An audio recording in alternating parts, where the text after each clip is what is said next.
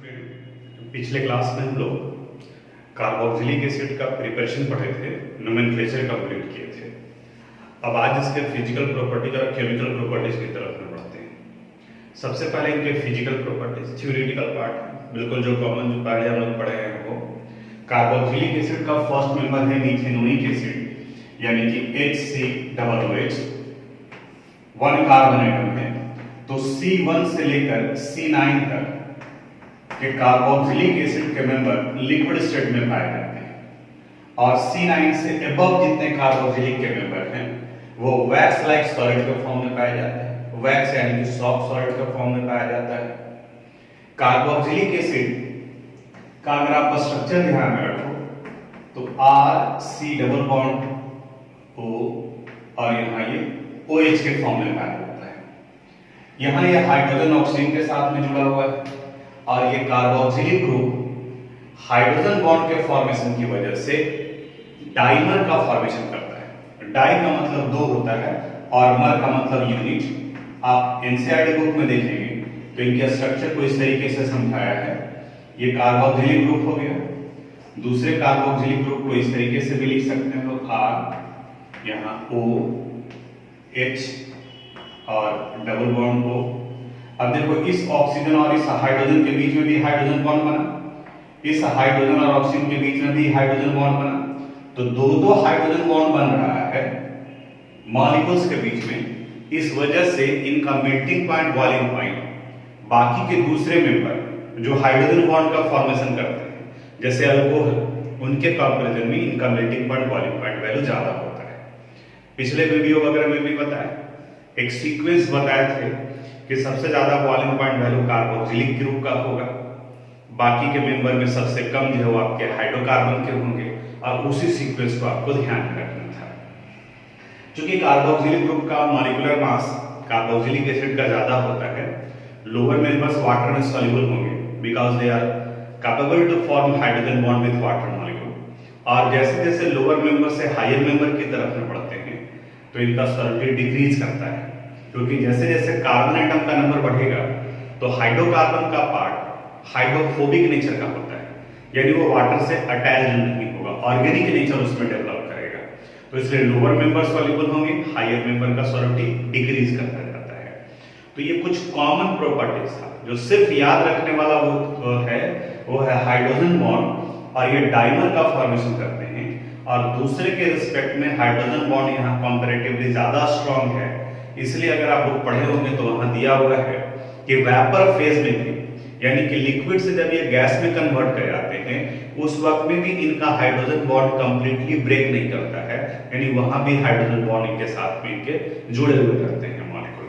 तो ये इनका फिजिकल प्रॉपर्टीज था, पीडीएफ में भी लिखती हैं, उनको आप नोट कर लीजिएगा। अब आते हैं हम लोग कार्बोक्सिलिक एसिड के केमिकल प्रॉपर्टीज से रिलेटेड। इनके केमिकल प्रॉपर्टीज को 3 पार्ट में बांटा गया है और इसके स्ट्रक्चर को देखो आप, alkyl group RC double bond O और ये H।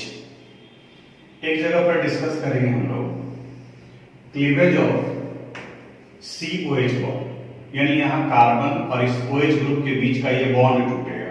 यहाँ ये फर्स्ट अटेम्प्ट में डिस्कस करेंगे क्लीवेज ऑफ COH बॉन्ड। दूसरी बार में हम लोग डिस्कस करेंगे यहां पर पहले इस जगह वाले का, यानी कि reactions involving cleavage of alkyl group and COOH, यानी यहां पर आ जाएगा R और COOH ग्रुप के बीच का। और थर्ड स्टेज में हम लोग केमिकल प्रॉपर्टी में ऑक्सीजन और हाइड्रोजन के बीच के क्लीवेज के बारे में बात करेंगे, यानी कि OH बॉन्ड के बारे में। तो ये 3 पार्ट में ब्रेकअप होगा, यहां से कुछ और रिएक्शंस हो करेगा, यहां से कुछ और रिएक्शंस को करेगा और यहां से कुछ और, यानी कि अभी जो हम लोग डिस्कस करने जा रहे हैं वो है chemical property reactions involving cleavage of COH bond, यानी कि हाइड्रोक्सिल ग्रुप बाहर निकलेगा यहां से। इसमें सबसे फर्स्ट केमिकल प्रॉपर्टी है फॉर्मेशन ऑफ अनहाइड्राइड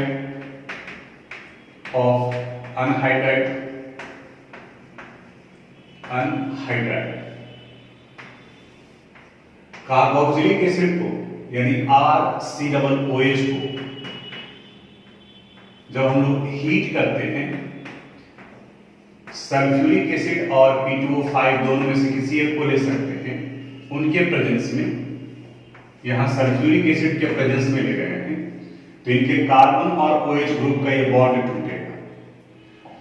जब एक तरफ से OH बॉन्ड टूट रहा है तो दूसरी तरफ से ये H बॉन्ड ब्रेक करेगा, बाहर निकल गया OH और H H2O के फॉर्म में, और ये बचा हुआ रह गया ये group RC double bond O C double bond O और R, इन्हें अनहाइड्राइड कहा जाता है। यहां हम लोग H2O कर दिए। अब जो कार्बोक्सिलिक ग्रुप लेंगे उसी से रिलेटेड वो बनेगा। जैसे अगर आप एसिटिक एसिड लेते हैं CH3C डबल OH, तो इनका यहां 2 मोल कर देते हैं। एसिटिक एसिड या इथेनोइक एसिड कर सकते हो इसे। तो इन the presence of sulphuric acid H2SO4 heat करने पर यह फॉर्मेशन करता है एसिटिक अनहाइड्राइड का, जिसे हम लोग CH3CO होल ट्वाइस O लिखते हैं। इसे भी देखो RCO तो दोनों कॉमन है, तो RCO होल ट्वाइस और O, यानी इसे भी इस तरीके से लिख सकते हैं हम लोग RCO होल ट्वाइस O, और इसे भी स्ट्रक्चरल फॉर्म में कन्वर्ट करेंगे तो इस तरीके से लिख सकते हैं। उसी तरह से अगर बेंजोइक एसिड लेते हैं आप C6H5C डबल OH, तो अंडर सिमिलर कंडीशन H2O बाहर निकल रहा है, यहां पर आप चाहें तो H2O लिख सकते हैं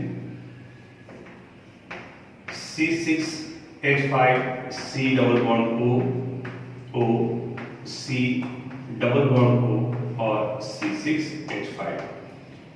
एसिटिक एसिड से बना एसिटिक अनहाइड्राइड, तो बेंजोइक एसिड से बनेगा बेंजोइक अनहाइड्राइड। तो स्टेटमेंट लिखा हुआ है, इक्वेशन नोट कर लो। सेकंड केमिकल प्रॉपर्टी है स्टेरिफिकेशन, यानी ईस्टर का फॉर्मेशन। पहले अल्कोहल में भी हम लोग पढ़े थे कि अल्कोहल जब कार्बोक्सिलिक एसिड के साथ रिएक्ट करता है इन the presence of protonic acid like sulphuric acid, sweet smelling compound Easter is formed. वही रिएक्शन यहाँ भी रिपीट हो रहा है। Carboxylic acid RC double OH, इनका रिएक्शन जब अल्कोहल से कराते हैं HOR' in the presence of protonic acid, ये रिवर्सिबल रिएक्शन शो करता है, क्योंकि ईस्टर के हाइड्रोलिसिस से भी अल्कोहल और कार्बोक्सिलिक एसिड बनता है। बॉन्ड ब्रेक करेगा, यानी कि यहां से OH ग्रुप निकलेगा और इस जगह से H ग्रुप निकलेगा। फॉर्मेशन हो गया RC डबल O R' और प्लस H2O, ईस्टर बना। अब जो कार्बोक्सिलिक ग्रुप और अल्कोहल लेंगे आप, जैसे अगर CH3C डबल OH और plus C2H5OH, ethanol and ethanoic acid, तो यहां से OH ग्रुप रिमूव करना है और यहां से H रिमूव करना है। ये बन गया CH3C डबल O और C2H5। ईस्टर का जब नेमिंग करते हैं तो इस पार्ट का नेमिंग सबसे पहले क्या आता है, तो इसका नाम हो गया इथाइल, और ये अल्केनोएट कहा जाता है। तो 2 कार्बन एटम है, तो 2 कार्बन एटम से हो गया इथेनोएट, यानी इथेनोइक एसिड से बन गया इथेनोएट। उसी तरह से अगर C2H5C डबल OH है और इनका रिएक्शन सपोज आपने करा दिया मीथेनॉल के साथ में इन the presence of protonic acid, तो यहां से OH और यहां से H वापस जाएगा, बाहर निकलेगा, बन गया C2H5C डबल O CH3।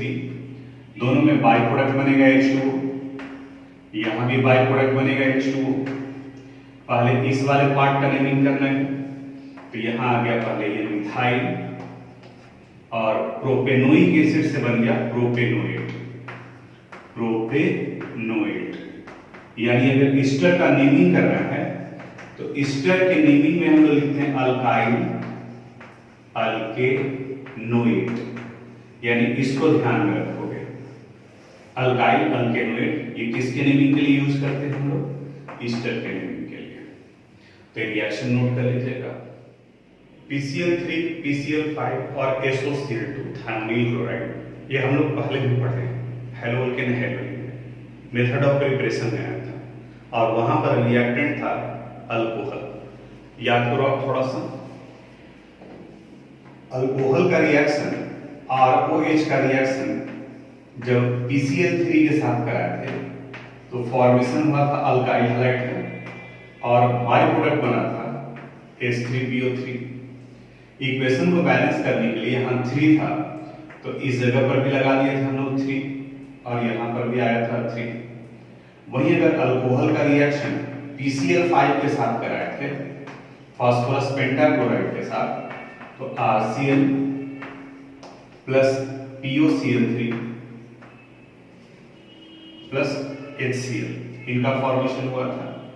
और अल्कोहल का रिएक्शन जब हम लोग थायोनील क्लोराइड के साथ कराए थे तो RCl प्लस SO2 और प्लस HCl बना था। और वहां हम लोग बात किए थे कि the method is preferred because the formed byproduct are in gaseous state, therefore they can easily separate out। बचा हुआ रह जाता था अल्काइल हैलाइड। बिल्कुल सेम टाइप ऑफ रिएक्शन यहाँ भी होगा, यहाँ पर भी OH ग्रुप को हटाएंगे हम लोग। तो इस जगह पर रिएक्शन में चूंकि कार्बोक्सिलिक एसिड है RC डबल बॉन्ड OH और इनका रिएक्शन अगर कराते हैं PCl3 से तो रिमूव क्या करना है OH ग्रुप।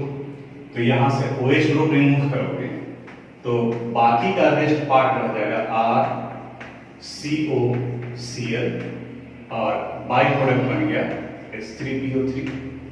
इसे हम लोग एसाइल क्लोराइड कहेंगे, एसाइल हैलाइड कहेंगे। जो अल्काइल ग्रुप रहेगा उसके अनुसार से इथेनॉइल क्लोराइड, प्रोपेनॉइल क्लोराइड, ब्यूटेनॉइल क्लोराइड यानी कितने कार्बन एटम है उसके अनुसार से। बाकी का मेथड सेम है। यहाँ बैलेंस करने के लिए 3 लगाना होगा, यहाँ भी आप 3 यूज करोगे। उसी तरह से एक एग्जाम्पल भी ले लेते हैं CH3C डबल बॉन्ड OH। इनका रिएक्शन सपोज करा दिए PCl5 से तो यहाँ ये बनेगा CH3C double bond OCl plus POCl3 और प्लस HCl। अल्केनॉइल क्लोराइड बोले थे तो यहाँ 2 कार्बन एटम है तो 2 कार्बन एटम से ये हो गया इथेनॉइल क्लोराइड, इथेनॉइल क्लोराइड। अगर CH3C डबल बॉन्ड OH इनका रिएक्शन करा देते हैं SOCl2 के साथ तो यहां पर भी बनेगा उसी तरह का प्रोडक्ट COCl प्लस SO2 और प्लस HCl। तो सब कुछ वैसे ही है जैसे कि अल्कोहल के केस में था। फर्क बस इतना है कि अल्कोहल के साथ अल्काइल हैलाइड बनता था और यहाँ पर एसाइल हैलाइड का फॉर्मेशन होता है, अल्केनॉइल क्लोराइड का फॉर्मेशन होता है। और ये इनऑर्गेनिक में भी आया था PCl3 और PCl5। वहां पर हम लोग अल्कोहल और कार्बोक्सिलिक एसिड के साथ रिएक्शन किए थे, यानी कि तीसरी बार रिएक्शन रिपीट हो रहा है। कॉपी कर लीजिएगा। Reaction with ammonia, carboxylic acid जब अमोनिया के साथ रिएक्ट करता है, कार्बोक्सिलिक एसिड है और अमोनिया बेस है तो एसिड और बेस रिएक्ट कर साल्ट का फॉर्मेशन करेंगे।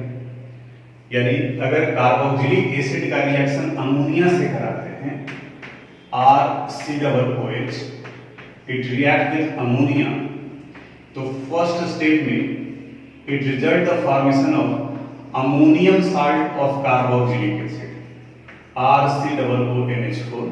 यह आयनिक नेचर का होगा, यहाँ माइनस चार्ज और इसके ऊपर में plus charge, ammonium salt of carboxylic acid. और इसे जब हीट करते हैं तो ये H2O रिलीज करता है, वाटर बाहर निकलता है and it result the formation of amide जिन्हें RCONH2 से रिप्रेजेंट करते हैं। अब जो कार्बोक्सिलिक एसिड लेंगे उसी के कॉरस्पॉन्डिंग अमाइड का फॉर्मेशन होगा। जैसे एग्जाम्पल में हम लोग अगर CH3C डबल OH लेते हैं और इनका रिएक्शन कराते हैं अमोनिया के साथ तो ये इथेनोइक एसिड है तो first it form ammonium salt of ethanoic acid, ammonium ethanoate कहा जाता है इसे NH4। और फिर जब इसे हीट करते हैं then it result the formation of CH3CONH2 ethanamide कहा जाएगा, इथेनामाइड। उसी तरह से अगर आप बेंजोइक एसिड लेते हैं बेंजोइक एसिड का फार्मूला भी लिख सकते हो आप, बेंजीन के साथ में COOH, तो ये बेंजोइक एसिड हो गया। इनका रिएक्शन जब अमोनिया के साथ में कराएंगे तो ammonium salt of benzoic acid यानी अमोनियम बेंजोएट का फॉर्मेशन करेगा। नाम ध्यान से सुनना, COONH4 माइनस प्लस पोलैरिटी को रिप्रेजेंट किया जा रहा है और जब इसे हीट करेंगे तो वाटर बाहर निकलेगा।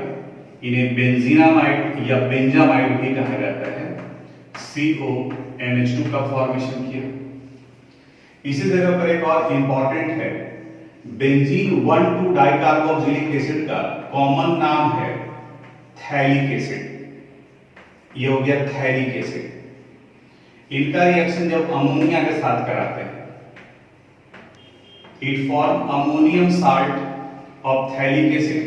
अमोनियम थैलेट भी देखोगे आपको लिखा हुआ रहेगा, COONH4, यहां भी बना COONH4, थैलिक एसिड से बना, यहां माइनस प्लस, यहां भी माइनस प्लस, और जब इसे हीट करते हैं तो H2O बाहर निकलेगा तो थैलेमाइड का फॉर्मेशन करेगा। थैलिक एसिड से बन गया यानी CONH2, और यहां एक और इंपॉर्टेंट, ये थैलेमाइड है और यहां जब स्ट्रॉन्ग हीट करते हैं, ऑन स्ट्रॉन्ग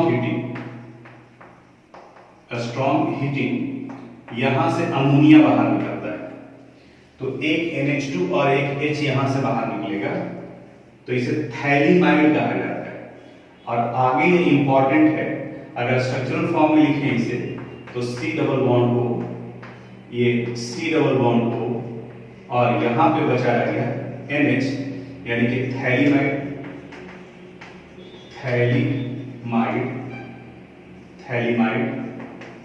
और यह थैलेमाइड, दोनों के स्पेलिंग में फर्क है।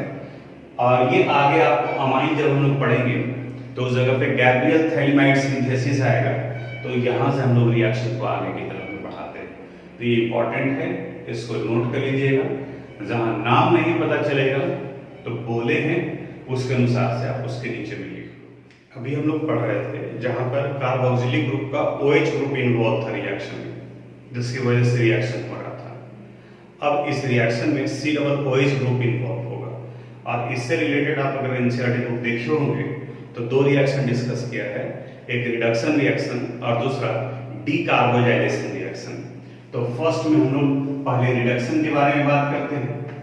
रिडक्शन का मतलब होता है रिमूवल ऑफ ऑक्सीजन और हाइड्रोजन, एडिशन ऑफ हाइड्रोजन।